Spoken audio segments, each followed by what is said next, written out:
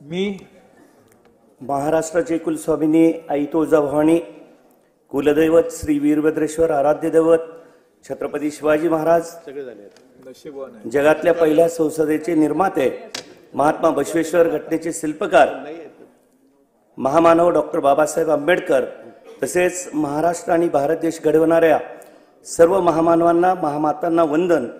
माझे गुरु, माझे आजोबा कैलासवासी कासया स्वामी गुरुजी, माझे आई वडील, तमाम उमरगा लोहारा विधानसभा मतदारसंघातील जनतेला विनम्र अभिवादन।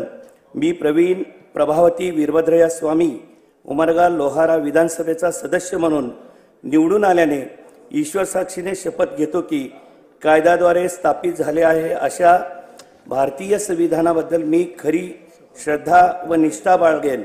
भारतीय सार्वभौमता व एकात्मता उन्नत राखेन।